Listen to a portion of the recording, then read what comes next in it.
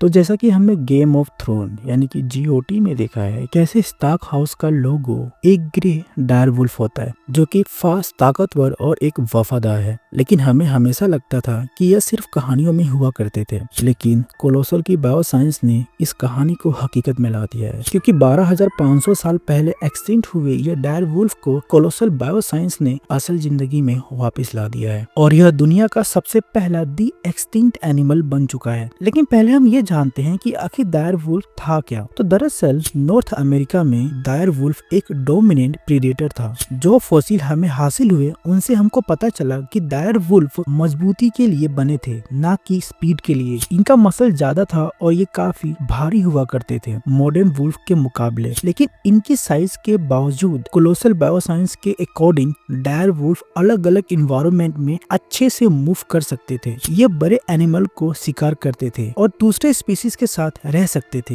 इनके powerful body ने डायरवुल्फ को स्ट्रॉन्ग प्रीडेटर बनाया। यह कार्निवोर्स थे और यह बड़े आइस एज एनिमल्स जैसे कि बाइसन, घोड़े और शायद मैमथ का भी शिकार किया करते थे। जैसे जैसे इंसान शिकार ज्यादा करने लगा, इनका नंबर भी कम होने लगा और धीरे धीरे करके ये एक्सटिंक्ट हो गए। और धीरे धीरे ग्रे वुल्फ ने नॉर्थ अमेरिका और अलास्का से नीचे आकर के अपना अलग ही इकोलॉजिकल रोल देने लगा। लेकिन डायर वुल्फ और आम वुल्फ में फर्क क्या है? तो दरअसल कोलोसल के मुताबिक डायर वुल्फ, जिनका साइंटिफिक नेम इनोसियस डायरस है, वो ज्यादा भारी हुआ करते हैं। उनकी टांगे काफी मोटी हुआ करती थी और उनके सर और शोल्डर भी काफी चौड़े हुआ करते थे। उनकी फ्रेम काफी बड़ी हुआ करती थी। नॉर्मल वुल्फ के कंपैरिजन में वो काफी ऊंचे और चौड़े हुआ करते थे। हालांकि ग्रे वुल्फ और डायर वुल्फ में काफी ज्यादा सिमिलैरिटी है, लेकिन डायर वुल्फ ग्रे वुल्फ के एंसेस्टर नहीं है, बस इनके अंदर सिमिलैरिटी है।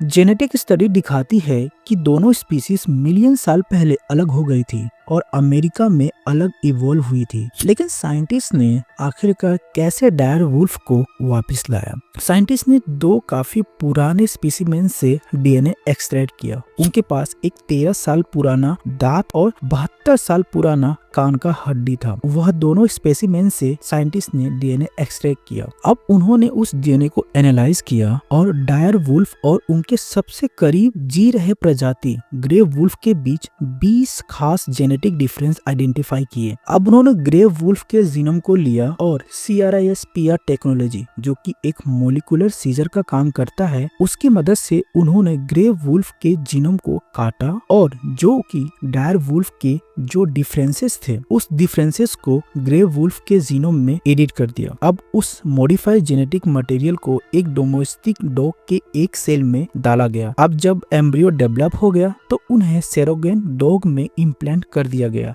बाद में 62 दिन बाद जेनेटिकली इंजीनियर पप पैदा हुए। रोमुलस और रेमस दोनों मेल थे, 1 अक्टूबर 2024 को पैदा हुए, जबकि खलेसी एक फीमेल 30 जनवरी 2025 को पैदा हुई। क्या डायर वुल्फ सच में वापस आ गए? जबकि कोलोसल बायोसाइंस इन एनिमल को डी एक्सटिंक्ट डायर वुल्फ कह रही है। कुछ एक्सपर्ट आर्ग्यू करते हैं कि ये असली एक्सटिंक्ट स्पीसीज के ट्रू रिप्रेजेंटेटिव नहीं बल्कि जेनेटिकली मॉडिफाइड ग्रे वुल्फ हैं। तो दरअसल यहाँ पे एक सवाल पैदा होता है कि क्या सच में इन एक्सटिंक्ट एनिमल्स को वापस हमारे इस प्रेजेंट में लाना सही बात है? तो जैसा कि डार्विन ने उसके नेचुरल सिलेक्शन थियरी में कहा है, सर्वाइवल ऑफ द फिटेस्ट, यानी कि वही सर्वाइव कर पाएगा जो उसके बदलते वातावरण के हिसाब से खुद को बदल पाएगा। तो उस समय 12,000 साल पहले भी कुछ ऐसा हुआ होगा जिसकी वजह से वह डायर वुल्फ एक्सटिंक्ट हो गए थे। तो क्या अभी हमारे प्रेजेंट इन्वायरमेंट में वह सर्वाइव कर पाएंगे? ये एक बड़ा सवाल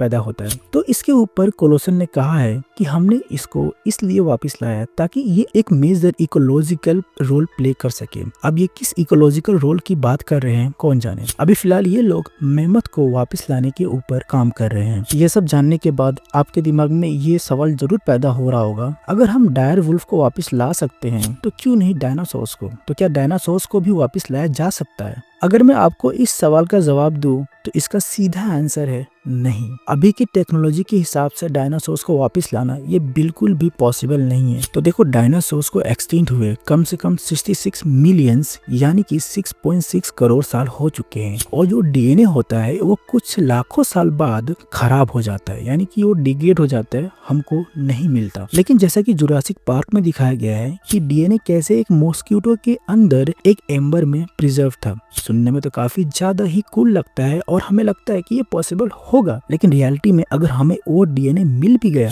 जो कि मॉस्किटो के अंदर होगा, वो बहुत ही बुरी तरह से डैमेज होगा या फिर पूरी तरह से खत्म हो गया होगा। जैसा कि मैंने कहा कि डीएनए जल्द ही डिग्रेड हो जाता है कुछ लाखों साल बाद। No living cell, no full DNA और नो क्लोनिंग। दरअसल जो बर्ड्स हैं वो मॉडर्न रिलेटिव है डायनासोर्स के, और कुछ साइंटिस्ट अभी इस चीज में लगे हुए हैं ताकि वो बर्ड के अंदर कुछ चेंजेस कर सके, यानी कि बर्ड के जीनोम्स के अंदर कुछ चेंजेस कर सके जिसकी वजह से वो डायनासोर्स की तरह लगे, जैसे कि खूंखार दांत और उनके अंदर पूंछ लगा देना, जैसा कि हमने डायर वुल्फ के केस में देखा। लेकिन अगर वो फाइनल रिजल्ट बन भी गया तो क्या हम सच में उसे डायनासोर कहेंगे? दरअसल वो कुछ नहीं बल्कि एक फनी क्रिएचर लगेगा जिसे हम डायनो चिकन कहेंगे। तो अभी के लिए डायनासोर्स को रियल लाइफ में लाना तो बिल्कुल ही पॉसिबल नहीं है।